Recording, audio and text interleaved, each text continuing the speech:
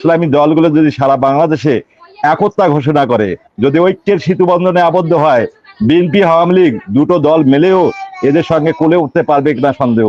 কাজেই বাংলাদেশের মানুষের ভাবদর্শগুলোকে প্রতিফলন করতে হবে এবং বাংলাদেশের মানুষের আদর্শিক দিকগুলোকে বিবেচনা করতে হবে। এটা যদি না করে আমার মনে হয় বিএনপি আওয়ামী লীগ দুটি দলেই ফেল করে যাবে। ধন্যবাদ। বিএনপি সংবিধান রক্ষা করবে, সে বিএনপি সংবিধানকে ভোট চুরি করে একটা সিটের মধ্যে তারা না জিতলেও কিছু আসতে যেত না, কিন্তু তারা ভোট চুরি করে দেখা গেছে দেশের মধ্যে একটা গোলমাল বাজার গেল। এটা আপনার 6 সালে তারা ক্ষমতা শেষ হবার পরে কেএম হাসানের বয়স কেন বাড়াইলো? বিএনপি কেএম হাসানের বয়স তো বাড়ানোর পক্ষে। আসসালামু আলাইকুম। আজকে চ্যানেলে 3 জন শিক্ষক জাতির বিবেক, আপনাদের কথাগুলো আমাদের পরামর্শ মনোযোগ দিয়ে শুনেন। আপনারা যদি লক্ষ্য করেন, বাংলাদেশের রাজনীতিবিদরা নিজেদের প্রয়োজনে সংবিধান তৈরি করেছে। 4th সংশোধনের মাধ্যমে বাংলাদেশে স্বৈরাচারের সৃষ্টি হয়েছে। এর পরবর্তী দেখেন 13th সংশোধনের মাধ্যমে সর্বমোট ক্ষমতার অধিকারী করা হয়েছে প্রধানমন্ত্রীকে, যার বদলতে শেখ হাসিনা এখন স্বৈরাচারে পরিণত হয়েছে। এখন যে সংবিধানে বিশেষ ক্ষমতা আইন আছে, যে সংবিধানে 54 ধারা যে কোনো লোককে যে কোনো সময় অ্যারেস্ট করে রাখতে পারে 24 ঘন্টা, সেই সব সংবিধান, যেসব সংবিধানের কারণে জনগণের ভোগান্তি হচ্ছে, এখন এই সংবিধান পরিবর্তন করতে সমস্যা কি? এটা তো একটা সংবিধান, এটা তো কোরআন না যে ওই নাজিল হয় না যে এটা পরিবর্তন করা যাবে না। এখন সর্বশেষ তো 24 যে আন্দোলন হয়েছে, আন্দোলনকারীরা যখন জুলাই সনদ প্রণয়নের কথা বলা হয়েছে, ওই জুলাই সনদে উল্লেখ ছিল যে সংবিধান পরিবর্তন করে নতুন সংবিধান তৈরি করা হোক। এখন এখানে রাজনৈতিক দলগুলো বাধা সৃষ্টি করেছে।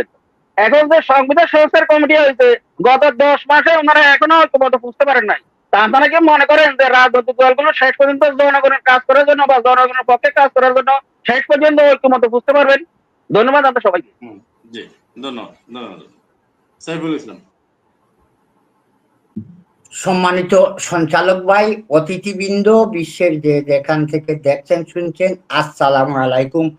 আওয়ামী লীগ কোনোদিনই সংবিধানে বিশ্বাসী নয়, স্বৈরতন্ত্রে বিশ্বাসী। প্রমাণ, গণতন্ত্রের ডাক দিয়ে 30 বা 3 লক্ষ হত্যা করিয়ে 75-এ বাকশাল এক নায়কী শাসন, 72-এর সংবিধানে আওয়ামী লীগই প্রথম লাঠি মারে। কেন? কোথায় ছিল তখন 72-এর সংবিধান? 2 নম্বরে, কিভাবে আবার আওয়ামী লীগ সংবিধানে লাঠি মারলো? সর্বদলীয় সিদ্ধান্তের তত্ত্বাবধায়ক সরকারের অধীনে আওয়ামী লীগ গদি লাভ করে, অবৈধ সংসদ দিয়ে আবার তা বাতিল করে, এখন আবার পলাতক অবস্থায় সেই তত্ত্বাবধায়ক সরকার চাচ্ছে। আসলে আওয়ামী লীগ কোন সংবিধান মানে? ইন্ডেমনিটি বিল।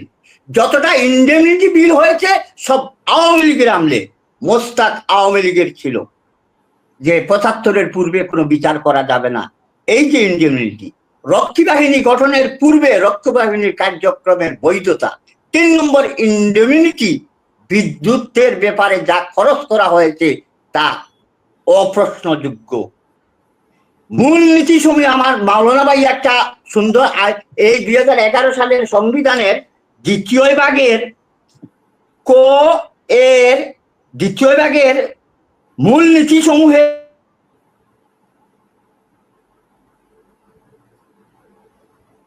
নজরুল ইসলাম শুনতে পাচ্ছেন? আশরাফুল ইসলাম। আসসালামু আলাইকুম ওয়া রাহমাতুল্লাহ। সম্মানিত সঞ্চালক এবং বিদগ্ধ আলোচক বৃন্দ, সম্মানিত শিক্ষক বৃন্দ, সকলের কাছে আমার প্রশ্ন হচ্ছে, যে সংবিধানটা 71-এ অর্থাৎ মুজিববাদী সংবিধান যেটাকে বলা হয়, এখন এই সংবিধান লেখার পরে থেকে নিয়ে 54 বছর পর্যন্ত আমরা তো এই সংবিধান অনুযায়ী চললাম, তাতে করে দেশে কোনো প্রকারের শান্তির মুখ আমরা চোখে দেখলাম না। এখন কথা হচ্ছে যে যেহেতু 2024-এ আন্দোলনের পরে নতুন আর একটা বাংলাদেশের সৃষ্টি হয়েছে, তো আমরা সেই 71-এর সংবিধানটা বাদ দিয়ে নতুন করে সংবিধান লিখে আবার দেশটা পরিচালনা করতে সমস্যা কোথায়? আর এটা কেন কিছু কিছু রাজনৈতিক দলরা চাচ্ছেন না? এতে করে তাদের সুবিধা কি? ওই সংবিধানে তারা রাষ্ট্র পরিচালনা করতে গেলে তাদের সুবিধাটা কি হয় এবং অসুবিধাটা কি হয়? মেহেরবানি করে এই ব্যাপারে একটু আলোচনা করলে সম্ভবত সকলেই উপকৃত হবে। ধন্যবাদ সকলকে। জি, ধন্যবাদ। জি, জাহাঙ্গীর সাহেব বলেন। আনমিউট করে নাকি? আসসালামু আলাইকুম রহমতুল্লাহ। মনির ভাই, আপনাকে ধন্যবাদ এবং আপনার প্যানেলের সকল মেহমানদেরকেও ধন্যবাদ। সালাম, আসসালামু আলাইকুম রহমতুল্লাহ। যে আমারে ভাই একটু সময় দিবেন, আমি একটু কথা বলবো। সাউন্ডটা রাষ্ট্রপতি ক্লিয়ার আসতেছে না, যখন একটু লাউডলি সত্তর- বলতে হবে। হ্যাঁ, রাষ্ট্রপতি যখন সত্তর সাহেবকে থেকে ক্ষমতা নিয়ে গেছিল এরশাদ, 9 বছর এদেশের মানুষ সংগ্রাম করতে হয়েছে। 9 বছর এদেশের মানুষের সংগ্রাম করার পরে 91 সালে দেখা গেছে আবার বিএনপি ক্ষমতা আসছে। তো বিএনপি ক্ষমতা আসার পরে বিএনপি কি করছে, একটা ভোট চুরি করছে মাগুরার নির্বাচন। এক ভোট চুরার মাগুরার নির্বাচন চুরির পরে দেশে আবার এলোমেলো সৃষ্টি হয়ে গেল। কিন্তু যে বিএনপি সংবিধান রক্ষা করবে, সে বিএনপি সংবিধানকে ভোট চুরি করে একটা সিটের মধ্যে তারা না জিতলেও কিছু আসতে যেত না, কিন্তু তারা ভোট চুরি করে দেখা গেছে দেশের মধ্যে একটা গোলমাল বাজার দিচ্ছে গেল। এটা আপনার 6 সালে তারা ক্ষমতা শেষ হবার পরে কেএম হাসানের বয়স কেন বাড়াইলো? বিএনপি কেএম হাসানের বয়স তো বাড়ানোর প্রশ্নে উঠে না। যেহেতু তত্ত্বাবধায়ক সরকার আসছে, তত্ত্বাবধায়ক সরকারের কে প্রধান উপদেষ্টা হবে এটা তো সংবিধানের মধ্যে লেখাই আছে। তাহলে এই বেজালটা বাজাই গেল বিএনপি। এরপরে সেনা শাসন আসলো, সেনা শাসন আসার পরে তারা তাদেরকে বাঁচানোর জন্য তারা এই দেশের মানুষ যত রাজনীতিবিদ আছে সবাইকে তারা এই আয়নাঘরের মতন এইভাবে নির্যাতন করছে। এরপরে তাদেরকে বৈধতা দেওয়ার জন্য হাসিনার কাছে ক্ষমতা থুই যত নির্যাতনের কুশলভ মাপ পাইয়েছে তারা। এরপরে হাসিনা ক্ষমতা নিয়ে 24 সাল পর্যন্ত মানুষকে সকল আলেম ওলামা হইতে এদেশের মানুষকে কিভাবে নির্যাতন, কোনভাবে নির্যাতন না করছে।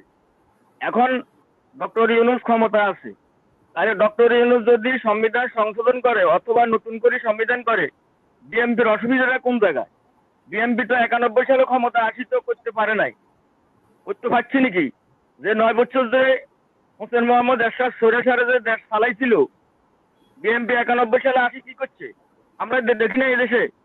এরপর দেখা গেছে এই হাসিনা প্রত্যেকটা মানুষকে যেভাবে গুম খুন নির্যাতন, মানে আমনের যুদ্ধ অপরাধী তকমা লাগায় ফাঁসির কাস্টে ঝুলিয়ে তাদেরকে শহীদ করা হয়েছে, এগুলোকে আমরা তো দেখছি। এখন ডক্টর ইউনূস যেহেতু ক্ষমতায় আছে, বিএনপি এখন বড় দল, বিএনপি রাষ্ট্র পরিচালনার সামনে ভবিষ্যতে তারা ক্ষমতা হতে আসতে পারে। এখন আমাদের কথা হলো একটাই, যে কোন দল ক্ষমতা আসি তারা কোন সংবিধানের সংশোধন পরিবর্তন কিছুই তারা করবে না। এখন আমাদের কথা হলো ডক্টর ইউনূসের মাধ্যমে জি, জাহির সাহেব, সংবিধানটা হয় সংশোধন করুক অথবা নতুন করে সংবিধান লেখক। আমরা এটাই চাই। আমার 3 জন অতিথির কাছে আমার এই প্রশ্নটা, যে নতুন করে সংবিধান যদি লেখে অথবা সংবিধান সংশোধন করে, অসুবিধা বিএনপির কোন জায়গায়? ধন্যবাদ। আসসালামু আলাইকুম রহমতুল্লাহ। জি, ধন্যবাদ ধন্যবাদ আপনাকে। মামুন। বিসমিল্লাহির রহমানির রহিম। সম্মানিত উপস্থিতি, আসসালামু আলাইকুম। আজকে সংবিধান পরিবর্তন নিয়ে আলোচনা হচ্ছে, এটাতে অনেকেরই আমাদের মাথা ব্যথা শুরু হয়ে গেছে। সংবিধান তো মানুষের কল্যাণের জন্য হয়। সংবিধান যুগের সাথে সময়ের সাথে অনেক সময় পরিবর্তন হয়, এটা মেনে নিতে হয়। যে সংবিধান একসময় আপনার কাছে খুব প্রিয় ছিল, এই একই সংবিধান আপনার কাছে সময়ের সাপেক্ষে অপ্রিয় হয়ে যাবে, এটা ধারাবাহিক নিয়ম। আমরা একসময় ওসমানীয় খেলাফত যখন প্রতিষ্ঠিত ছিল, আমরা ইসলামী ওই সংবিধানে প্রতিষ্ঠিত ছিলাম। সময়ের সাথে ওটা শেষ হয়ে গেছে, মানব রচিত সংবিধানে প্রতিষ্ঠিত। এক সময় দেখেন ওই তুর্কিরা কামাল পাশা আতাতুর্কিকে খুব বেশি শ্রদ্ধা করছিল, সময়ের সাথে আজকে সে ড্যামেজ। আমরা ব্যক্তি পূজাকে সমর্থন করতে চাই না, আমরা সংবিধানের নামে কোনো ব্যক্তি পূজাকে সমর্থন করতে চাই না। আমরা সংবিধানের নামে মানুষের জন্য কল্যাণমূলক কাজগুলোকে সমর্থন করি। ইসলাম সবসময় মানুষকে কল্যাণের দিকে ধাবিত করে। আজকে বিএনপি মনে করতেছে সারা বাংলাদেশে তাদের একটা জয়জয়গার ভাব উঠে গেছে, এমনটা ভাববেন না মনির ভাই। সময়ের সাথে বিএনপি আজকে একটা নিম্ন তলানির দিকে চলে যাচ্ছে। আমি মনে করি ইসলামী দলগুলো যদি সারা বাংলাদেশে একতা ঘোষণা করে, যদি ঐক্যের সেতু বন্ধনে আবদ্ধ হয়, বিএনপি আওয়ামী লীগ দুটো দল মিলেও এদের সঙ্গে কোলে উঠতে পারবে কিনা সন্দেহ। কাজেই বাংলাদেশের মানুষের ভাবদর্শগুলোকে প্রতিফলন করতে হবে এবং বাংলাদেশের মানুষের আদর্শিক দিকগুলোকে বিবেচনা করতে হবে। এটা যদি না করে, আমার মনে হয় বিএনপি আওয়ামী লীগ দুটি দলেই ফেল করে যাবে। ধন্যবাদ।